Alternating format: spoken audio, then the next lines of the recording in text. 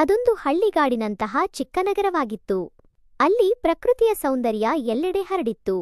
ಅದರಲ್ಲಿ ಒಂದು ಸಾಧಾರಣ ಮನೆಯಲ್ಲಿ ವಾಸಿಸುತ್ತಿದ್ದಳು ಪ್ರಿಯಾ. ಎಲ್ಲರೂ ಅವಳನ್ನು ಪಿಯು ಅಂತ ಕರೆಯುತ್ತಿದ್ದರು, ಏಕೆಂದರೆ ಅವಳ ಸೌಂದರ್ಯ ನೋಡುಗರ ಮನಸ್ಸನ್ನು ಮುದಗೊಳಿಸುತ್ತಿತ್ತು. ಅವಳ ಉದ್ದನೆಯ ಎತ್ತರ, ಮೃದುವಾದ ಹಳದಿ ಬಣ್ಣದ ಚರ್ಮ, ದೊಡ್ಡ ದೊಡ್ಡ ಹೊಳೆಯುವ ಕಣ್ಣುಗಳು. ಆ ಕಣ್ಣುಗಳಲ್ಲಿ ಶುದ್ಧತೆ ಮತ್ತು ಒಳ್ಳೆಯತನ ತುಂಬಿತ್ತು. ನಗುವಾಗ ಅವಳ ತುಟಿಗಳು ಸ್ವಲ್ಪ ಮೇಲೆದ್ದು ಕೆನ್ನೆಗಳಲ್ಲಿ ಚಿಕ್ಕ ಗುಳಿಗಳು ಮೂಡುತ್ತಿದ್ದವು. ಉದ್ದ ಕೂದಲನ್ನು ಜಡೆ ಹಾಕಿ ಬಿಡುತ್ತಿದ್ದಳು. ಸಾಮಾನ್ಯ ಸೀರೆಯಲ್ಲೇ ರಾಜಕುಮಾರಿಯಂತೆ ಕಾಣುತ್ತಿದ್ದಳು. ಅವಳ ಧ್ವನಿ ಸಿಹಿಯಂತೆ ಮಧುರ. ಮಾತನಾಡುವಾಗ ಕಣ್ಣುಗಳು ಹಾರಾಡುತ್ತಾ ಮುಗುಳು ನಗು ಮುಖದ ಮೇಲಿರುತ್ತಿತ್ತು. ಯೌವನದ ದಿನಗಳಲ್ಲಿ ಅವಳು ತುಂಬಾ ಆಟಗಳನ್ನು ಆಡಿದ್ದಳು. ಊರಿನ ಯುವಕರ ಜೊತೆ ಹೊಲಗಳಲ್ಲಿ ಮೈಮರೆತು ಸುಖಿಸಿದ್ದಳು. ಅದರ ಪರಿಣಾಮವಾಗಿ ಹೊಟ್ಟೆಯಲ್ಲಿ ಮಗು ಬೆಳೆಯತೊಡಗಿತು. ಬೇರೆ ದಾರಿ ಇಲ್ಲದೆ ಅದನ್ನು ಚಿವುಟಿ ಬಿಡಲಾಯಿತು. ನಂತರ ಆತುರದಲ್ಲಿ ಒಬ್ಬ ಗಂಡನ್ನು ಹುಡುಕಿ ಮದುವೆ ಮಾಡಿದರು. ಅವನೇ ರಾಜೇಶ್. ಅವನು ಬಲಿಷ್ಠನಾಗಿದ್ದರಿಂದ ಅವಳನ್ನು ಚೆನ್ನಾಗಿ ಸುಖಿಸುತ್ತಿದ್ದ. ಈಗ ಅವಳಿಗೆ ಒಂದು ಮಗು ಇದೆ. ಹೆಸರು ಕರಣ್. ಎಲ್ಲರೂ ಪ್ರೀತಿಯಿಂದ ಕರಿ ಅಂತ ಕರೆಯುತ್ತಾರೆ. ಕರಣ್ಗೆ ಈಗ 3 ವರ್ಷ. ಅವನು ತುಂಬಾ ಚುರುಕು. ಓಡಾಡುವುದು, ಕುಣಿಯುವುದು, ಎಲ್ಲಾ ವಸ್ತುಗಳನ್ನು ಮುಟ್ಟುವುದು ಅವನಿಗೆ ಇಷ್ಟ.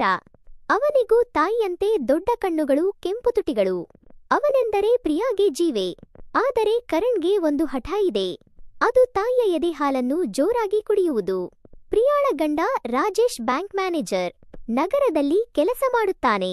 ಬೆಳಿಗ್ಗೆ 7 ಗಂಟೆಗೆ ಮನೆ ಬಿಟ್ಟು ಹೋಗಿ ಸಂಜೆ 7 ಗಂಟೆಗೆ ಬರುತ್ತಾನೆ. ಒಳ್ಳೆಯ ವ್ಯಕ್ತಿ, ಆದರೆ ಕೆಲಸದ ಒತ್ತಡದಿಂದ ಸದಾ ಚಿಂತೆಯಲ್ಲಿರುತ್ತಾನೆ. ಮನೆಗೆ ಬಂದರೂ ಮನಸ್ಸು ಕೆಲಸದಲ್ಲೇ. ಪ್ರಿಯಾ ಅದನ್ನು ಗಮನಿಸಿ ನೋಯುತ್ತಾಳೆ. ಆದರೆ ಜೀವನ ಹೀಗೆ ಎಂದು ಸುಮ್ಮನಾಗುತ್ತಾಳೆ. ಹಠಮಾರಿ ಕರಣ್ ಮತ್ತು ವಿಷ್ಣುವಿನ ಪ್ರವೇಶ. ಕರಣ್ಗೆ ಹಾಲು ಕುಡಿಸುವುದು ಅವಳಿಗೆ ಸಂತೋಷದ ಕ್ಷಣ. ಆದರೆ ಅವನು ಕೇಳಿದ್ದನ್ನು ಕೊಡದಿದ್ದರೆ ಭಯಂಕರ ಹಠ ಹಿಡಿಯುತ್ತಾನೆ. ಹಾಲು ಬೇಕಿದ್ದರೂ ನಾನು ಕುಡಿಯಲ್ಲ ಎಂದು ಹೇಳಿ ಓಡಿ ಹೋಗುತ್ತಾನೆ. ಪ್ರಿಯಾ ಕೋಪದಿಂದ ಬೊಬ್ಬೆ ಹೊಡೆದರೂ ಅವನು ನಿರಾಕರಿಸುತ್ತಾನೆ. ಇದು ಅವಳಿಗೆ ತುಂಬ ಬೇಸರ ತರುತ್ತದೆ. ಹಾಲು ಕುಡಿಯದಿದ್ದರೆ ಅವನ ಆರೋಗ್ಯಕ್ಕೆ ಹಾನಿಯಾಗಬಹುದು ಎಂದು ತಿಳಿದಿದ್ದರೂ ಅವಳು ಅಸಹಾಯಕಳಾಗುತ್ತಾಳೆ. ಸಂಜೆ ರಾಜೇಶ್ ಬರುವ ಮುನ್ನ ಕರಣ್ಗೆ ಹಾಲು ಕುಡಿಸಿ, ಸ್ನಾನ ಮಾಡಿಸಿ, ಊಟಕ್ಕೆ ಸಿದ್ಧ ಮಾಡಬೇಕು. ಜೊತೆಗೆ ಅವನು ಅವಳನ್ನು ಮಂಚದ ಮೇಲೆ ಬಯಸುತ್ತಾನೆ. ಅದಕ್ಕಾಗಿ ಅವಳು ರಾತ್ರಿ ಬೇಗ ಬರುವುದನ್ನು ಕಾಯುತ್ತಿರುತ್ತಾಳೆ. ಆದರೆ ಕರಣ್ ಹಠ ಹಿಡಿದರೆ ಎಲ್ಲ ಯೋಜನೆ ಹಾಳು. ಪ್ರಿಯಾ ಒತ್ತಡದಿಂದ ಕಣ್ಣೀರು ಹರಿಸುತ್ತಾಳೆ. ಇದೇ ಸಮಯದಲ್ಲಿ ಪಕ್ಕದ ಮನೆಯಲ್ಲಿ ಒಬ್ಬ ಆಕರ್ಷಕ ಯುವಕ ವಾಸಿಸುತ್ತಿದ್ದ. ಅವನ ಹೆಸರು ವಿಷ್ಣು. ವಿಷ್ಣುವಿಗೆ 24 ವರ್ಷ. ಅವನು ಒಬ್ಬ ಸಂಗೀತಗಾರ. ಉದ್ದ, ಸುಂದರ ದೇಹದ ಯುವಕ. ಕೂದಲು ಗುಂಗುರು. ಕಣ್ಣುಗಳು ಆಳವಾದ ಚಿಂತನೆಯಿಂದ ಕಾಣುತ್ತವೆ. ಸಾಮಾನ್ಯವಾಗಿ ಶಾಂತನಾಗಿರುತ್ತಾನೆ, ಮಾತು ಕಡಿಮೆ. ಆದರೆ ಕಣ್ಣುಗಳು ಭಾವಗಳನ್ನು ಹೇಳುತ್ತವೆ, ವಿಶೇಷವಾಗಿ ಪ್ರಿಯಾಳನ್ನು ನೋಡುವಾಗ. ವಿಷ್ಣು ಪ್ರಿಯಾಳನ್ನು ಆಳವಾಗಿ ಪ್ರೀತಿಸುತ್ತಿದ್ದ. ಮೌನವಾಗಿ ಅವಳ ಸೌಂದರ್ಯ, ಮಗುವಿನೊಂದಿಗಿನ ಪ್ರೀತಿ, ಸರಳ ಜೀವನ ಇವೆಲ್ಲ ಅವನನ್ನು ಆಕರ್ಷಿಸಿದ್ದವು. ಆದರೆ ಅವಳು ಮದುವೆಯಾಗಿದ್ದಾಳೆ, ಮಗುವಿದೆ ಎಂದು ತಿಳಿದು ಭಾವನೆಗಳನ್ನು ಮನಸ್ಸಿನಲ್ಲೇ ಹುದುಗಿಸಿಟ್ಟಿದ್ದ. ನಿಮ್ಮದನ್ನು ತೆರೆದು ನಿಮ್ಮನ್ನು ಸುಖಿಸಲು ಬಯಸಿದರೂ ಕೇಳಲು ಹಿಂಜರಿಯುತ್ತಿದ್ದ. ಅವಳು ಸದಾ ಸಂತೋಷದಲ್ಲಿರಬೇಕು ಎಂದು ಬಯಸುತ್ತಿದ್ದ. ಅವಳ ದುಃಖ ನೋಡಲು ಸಾಧ್ಯವಿರಲಿಲ್ಲ. ವಿಷ್ಣುವಿನ ತಂತ್ರ ಮತ್ತು ಕರಣ್ನ ಪ್ರತಿಕ್ರಿಯೆ. ಒಂದು ಸಂಜೆ ವಿಷ್ಣು ತನ್ನ ಮನೆಯ ಮುಂಭಾಗದಲ್ಲಿ ಕುಳಿತು ಚಹಾ ಕುಡಿಯುತ್ತಿದ್ದ. ಪ್ರಿಯಾಳ ಮನೆಯಿಂದ ಕರಣ್ನ ಅಳುವ ಶಬ್ದ ಕೇಳಿಸಿತು. ಅವನು ಹಾಲು ಕುಡಿಯಲು ನಿರಾಕರಿಸುತ್ತಿದ್ದ. ಪ್ರಿಯಾ ಮೃದುವಾಗಿ ಹೇಳುತ್ತಿದ್ದಳು, ಕರಿ, ದಯವಿಟ್ಟು ಸ್ವಲ್ಪ ಹಾಲು ಕುಡಿ, ನಿನ್ನ ಹೊಟ್ಟೆ ನೋಯುತ್ತದೆ ಮಗು. ಆದರೆ ಕರಣ್ ಕೇಳುತ್ತಿರಲಿಲ್ಲ. ವಿಷ್ಣು ಅದನ್ನು ನೋಡುತ್ತಿದ್ದ. ಅವನ ದೃಷ್ಟಿ ಅವಳ ದೊಡ್ಡ ಎದೆಯ ಸೀಳಿಗೆ ಹೋಯಿತು.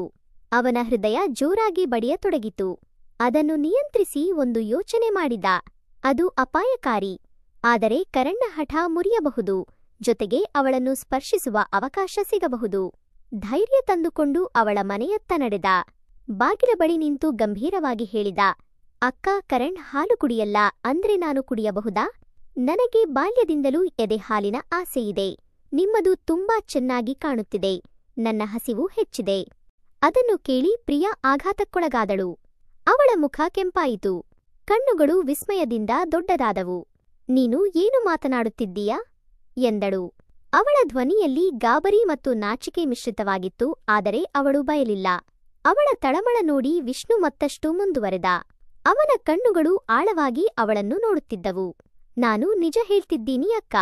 ನಿಮ್ಮ ಹಾಲು ಕುಡಿಯುವುದು ನನಗೆ ಸುಂದರ ಅನುಭವ ಆಗಬಹುದು.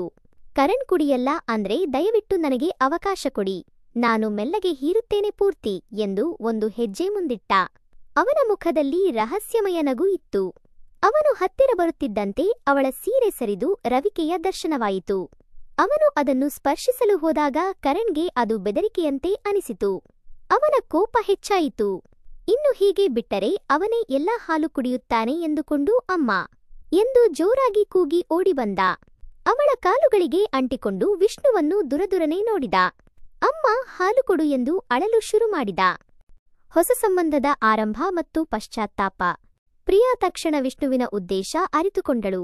ನೆಲದ ಮೇಲೆ ಕುಳಿತು ಎಲ್ಲ ತೆಗೆದು ಎದೆಯನ್ನು ತೋರಿಸಿ ಕರಣ್ಗೆ ಹಾಲು ಕುಡಿಸಲು ತೊಡಗಿದಳು. ಅವನ ಹೃದಯ ನಿಂತು ನಡುಗಿತು. ನಂತರ ಸಂತೋಷದ ಅನುಭವ ಆಯಿತು. ವಿಷ್ಣು ಅವಳ ಸಮಸ್ಯೆಗೆ ಸಹಾಯ ಮಾಡಿದ್ದ ಜೊತೆಗೆ ತಾನು ನೋಡಿ ಆನಂದಿಸುತ್ತಿದ್ದ. ಅವನ ಕಣ್ಣುಗಳಲ್ಲಿನ ಆಳವಾದ ನೋಟ, ಮಾತಿನ ಮೃದುತ್ವ ಅವಳ ಮನಸ್ಸನ್ನು ಮುಟ್ಟಿದವು. ಅವಳು ಕರಣ್ಣನ್ನು ಎತ್ತಿಕೊಂಡು, ಅಳಬೇಡ ಮಗನೇ, ಯಾರು ನಿನ್ನ ಹಾಲು ಕುಡಿಯಲ್ಲ ಎಂದು ಹೇಳುತ್ತಾ ವಿಷ್ಣುವನ್ನು ನೋಡಿ ನಕ್ಕಳು. ಕರಣ್ ವೇಗವಾಗಿ ಹಾಲು ಕುಡಿಯಲು ಆರಂಭಿಸಿದ. ಅವನ ಹಠ ಮುರಿದಿತ್ತು. ಆದರೆ ಅವಳ ಮನಸ್ಸಲ್ಲಿ ಹೊಸ ಭಾವನೆಗಳು ಮೂಡಿದ್ದವು. ವಿಷ್ಣು ಸ್ವಲ್ಪ ದೂರ ನಿಂತು ನೋಡುತ್ತಿದ್ದ. ಅವನಲ್ಲಿ ಉದ್ದೀಪನೆ ಹೆಚ್ಚಾಯಿತು. ಆಗ ಅವಳು ಅವನನ್ನು ನೋಡಿದ್ದಳು. ಅವರ ನೋಟಗಳು ಸಿಕ್ಕಿದವು. ಪ್ರಿಯಾ ನಾಚಿಕೆಯಿಂದ ತಲೆ ತಗ್ಗಿಸಿದಳು. ಆದರೆ ಕೆಳಭಾಗದಲ್ಲಿ ತೇವ ಅನುಭವಿಸಿದಳು. ಮುಗುಳು ನಗುತ್ತಾ ಅವನಿಗೆ ತಲೆ ಅಲ್ಲಾಡಿಸಿ ಧನ್ಯವಾದ ಹೇಳಿದಳು. ವಿಷ್ಣು ಆಳವಾಗಿ ಉಸಿರೆಳೆದು ತನ್ನ ಮನೆಗೆ ಹಿಂದಿರುಗಿದ. ಆ ದಿನದ ನಂತರ ಈ ಘಟನೆ ಹಲವು ಬಾರಿ ನಡೆಯಿತು. ಕರಣ್ ಹಠ ಹಿಡಿದಾಗ ವಿಷ್ಣು ತಾನೇ ಬರುತ್ತಿದ್ದ ಅಥವಾ ಪ್ರಿಯಾ ನೋಟ ಬೀರುತ್ತಿದ್ದಳು. ಅವನು ಮನೆಯೊಳಗೆ ಬಂದು, ಓಹೋ, ಇಂದು ನೀನು ಹಾಲು ಕುಡಿಯಲ್ಲವೇ? ಅಕ್ಕ, ನನಗೆ ಸಿಗುತ್ತಾ ನಿಮ್ಮ ಹಾಲು? ನನಗೆ ಅದು ತುಂಬಾ ಇಷ್ಟ. ಕರಣ್ ಕುಡಿಯಲ್ಲ ಅಂದ್ರೆ ನಾನು ಹೀರುತ್ತೇನೆ ಎಂದು ಹತ್ತಿರ ಬಂದು ಅವಳ ಎದೆಯನ್ನು ಸವರುತ್ತಾ ಕಣ್ಣುಗಳಲ್ಲಿ ನೋಡುತ್ತಿದ್ದ. ಮೊದಲ ಬಾರಿಗಿಂತ ಈಗ ಇದು ಅವಳಿಗೆ ಸಂತೋಷವನ್ನು ಕೊಡುತ್ತಿತ್ತು. ಅವನು ನಿಜವಾಗಿಯೂ ಬಯಸುತ್ತಿದ್ದನೆಂದು ಅವಳು ತಿಳಿದಿದ್ದಳು. ಅವನ ಸಾನ್ನಿಧ್ಯ ಸುರಕ್ಷಿತ ಭಾವನೆ ನೀಡುತ್ತಿತ್ತು. ಆದರೆ ಕರಣ್ಗೆ ವಿಷ್ಣು ತನ್ನ ಹಾಲು ಕುಡಿಯುತ್ತಾನೆ ಎಂದು ಅವನು ಹೇಳುತ್ತಿದ್ದಂತೆ ಕರಣ್ ಅಳುತ್ತಾ ಓಡಿ ಬಂದು ಕೋಪದಿಂದ ನೋಡುತ್ತಾ ತಾಯಿಯ ಎದೆಗೆ ಹಚ್ಚಿಕೊಳ್ಳುತ್ತಿದ್ದ. ಪ್ರಿಯಾ ಶಾಂತವಾಗಿ ಹಾಲು ಕುಡಿಸುತ್ತಿದ್ದಳು. ಈ ತಂತ್ರ ಯಾವಾಗಲೂ ಕೆಲಸ ಮಾಡುತ್ತಿತ್ತು. ನಿರ್ಣಾಯಕ ಘಟನೆ ಮತ್ತು ಜೀವನದ ಹೊಸ ತಿರುವು. ಒಂದು ದಿನ ಹೀಗೆ ನಡೆದ ನಂತರ ಪ್ರಿಯಾ ಕರಣ್ಗೆ ಹಾಲು ಕುಡಿಸುತ್ತಿದ್ದಳು. ವಿಷ್ಣು ದೂರ ನಿಂತಿದ್ದ. ಅವಳು ತಲೆ ಎತ್ತಿ, ನಿನಗೆ ನಿಜಕ್ಕೂ ನನ್ನ ಹಾಲು ಬೇಕೇ ಎಂದು ಮೆಲ್ಲಗೆ ಕೇಳಿದಳು. ನಾಚಿಕೆಯಿಂದ ಕೂಡಿ ವಿಷ್ಣು ನಗುತ್ತಾ ಗಂಭೀರವಾಗಿ ಅವಳ ಕಣ್ಣುಗಳನ್ನು ನೋಡಿದ. ಹೌದು ಅಕ್ಕ, ನಿಮ್ಮ ಎದೆಯೂ ನನಗೆ ತುಂಬಾ ಇಷ್ಟ. ಒಮ್ಮೆಯಾದರೂ ಹೀರಬೇಕು ಎನ್ನೋ ಬಯಕೆಯಿದೆ ಎಂದನು. ಅಷ್ಟರಲ್ಲಿ ಕರಣ್ ಹಾಲು ಕುಡಿದು ಅವಳ ಮಡಿಲಲ್ಲೇ ನಿದ್ರೆ ಹೋದ. ಅವಳು ಅವನನ್ನು ಕೋಣೆಯಲ್ಲಿ ಮಲಗಿಸಿ ಬಂದು ವಿಷ್ಣು ಎದುರು ನಿಂತಳು. ಈಗ ನನ್ನ ಮಗ ಉಳಿಸಿದ ಎಲ್ಲ ಹಾಲು ನಿನ್ನದು, ಬಾ, ಎಷ್ಟು ಬೇಕು ಕುಡಿಯೇ ಎಂದು ಆಹ್ವಾನಿಸಿದಳು. ಅವನು ಅವಳ ಮೇಲಿರುವ ಎಲ್ಲ ತೆಗೆದು ಹಾಲು ಹೀರಲು ಶುರು ಮಾಡಿದ. ಅಕ್ಕ, ಇದು ತುಂಬಾ ಸಿಹಿಯಾಗಿದೆ. ಕರಣ್ ಯಾಕೆ ಹಠ ಮಾಡುತ್ತಿದ್ದ ಅಂತ ಈಗ ಗೊತ್ತಾಗ್ತಿದೆ ಎಂದನು. ಅವಳು ಅವನ ತಲೆ ನೇವರಿಸುತ್ತಾ ಹಾಲು ಕೊಡುತ್ತಿದ್ದಳು. ಕೆಳಭಾಗದ ಬಟ್ಟೆ ತೆಗೆದಾಗ ಕಪ್ಪು ಕೂದಲುಗಳ ನಡುವೆ ಸುಂದರ ಹೂವು ಕಾಣಿಸಿತು. ಅದನ್ನು ಕೈಗಳಿಂದ ತೀಡುತ್ತಾ ಇದ್ದಾಗ ಅವಳು ತಡೆಯಲಾಗದೆ, ಬೇಗ ಒಳಗೆ ಹಾಕು, ಮಗು ಇದ್ದರೆ ಕಷ್ಟ ಎಂದಳು. ಅವನು ಒಳಗೆ ನುಗ್ಗಿಸಿ ಹಿಂದೆ ಮುಂದೆ ಚಲಿಸಿ ಕೊನೆಯಲ್ಲಿ ಎಲ್ಲವನ್ನೂ ಅವಳ ಒಡಲಲ್ಲಿ ಸುರಿದ. ಎಲ್ಲ ಮುಗಿದ ನಂತರ ವಿಷ್ಣು ಮನೆಗೆ ಬಂದ. ಅವನ ಮನಸ್ಸಿನಲ್ಲಿ ಸಾಧನೆಯ ಭಾವ. ಪ್ರಿಯಾ ವಿಸ್ಮಯದಲ್ಲಿದ್ದಳು. ಅವನ ಶಕ್ತಿಗೆ ಮೆಚ್ಚಿದಳು. ಆದರೆ ಪಶ್ಚಾತ್ತಾಪ ಕಾಡಿತು. ನಾನು ಗಂಡನಿಗೆ ದ್ರೋಹ ಮಾಡಿದೆ ಎಂದು. ಒಂದು ಸಂಜೆ ರಾಜೇಶ್ ಮನೆಗೆ ಬಂದ. ಕರಣ್ ಹಾಲು ಕುಡಿದು ಖುಷಿಯಾಗಿ ಆಡುತ್ತಿದ್ದ. ಪ್ರಿಯಾ, ನಿಮ್ಮ ಮಗ ಚೆನ್ನಾಗಿ ಹಾಲು ಕುಡಿದಿದ್ದಾನೆ, ಯಾವ ಸಮಸ್ಯೆಯೂ ಇಲ್ಲ ಎಂದಳು. ರಾಜೇಶ್ ನಿಟ್ಟುಸಿರು ಬಿಟ್ಟು, ಒಳ್ಳೆಯದು, ಅವನ ಹಠ ಬಿಟ್ಟಿದ್ದಾನೆ ಅನ್ಸುತ್ತೆ ಎಂದನು. ಪ್ರಿಯಾಳ ಹೃದಯದಲ್ಲಿ ಕಳವಳ ಶುರುವಾಯಿತು. ಅವಳು ಸತ್ಯ ಮರೆಮಾಚುತ್ತಿದ್ದಳು. ಆಗಷ್ಟೇ ವಿಷ್ಣು ತುಂಬಿಸಿದ್ದನ್ನು ಹೊತ್ತು ನಿಂತಿದ್ದಳು. ತುಂಬಿದ ನೀರು ಹೊರಬರುವುದು ಕಷ್ಟ, ವಿಷ್ಣು ಬಗ್ಗೆ ಹೇಳುವುದು ಕಷ್ಟ ಎಂದು ತಿಳಿದಿದ್ದಳು. ಇನ್ನೊಂದು ದಿನ ಪ್ರಿಯಾ ತನ್ನ ತೋಟದಲ್ಲಿ ಹೂಗಳಿಗೆ ನೀರು ಹಾಕುತ್ತಿದ್ದಳು. ವಿಷ್ಣು ಮುಂಭಾಗದಲ್ಲಿ ನಿಂತು ನೋಡುತ್ತಿದ್ದ. ಅವಳು ತಿರುಗಿ ನೋಡಿ ಹೊಸದಾಗಿ ಅರಳಿದ ಕೆಂಪು ಹೂವನ್ನು ತೆಗೆದು ಅವನ ಕಡೆಗೆ ತೋರಿಸಿ ತಗೋ ಎನ್ನುವಂತೆ ಸನ್ನೆ ಮಾಡಿದಳು. ವಿಷ್ಣು ನಗುತ್ತಾ ಹತ್ತಿರ ಬಂದು ಹೂವು ತೆಗೆದುಕೊಂಡ. ಅವನ ಬೆರಳುಗಳು ಅವಳ ಬೆರಳುಗಳನ್ನು ಮುಟ್ಟಿದವು. ಅದು ವಿದ್ಯುತ್ ಆಘಾತದಂತಿತ್ತು.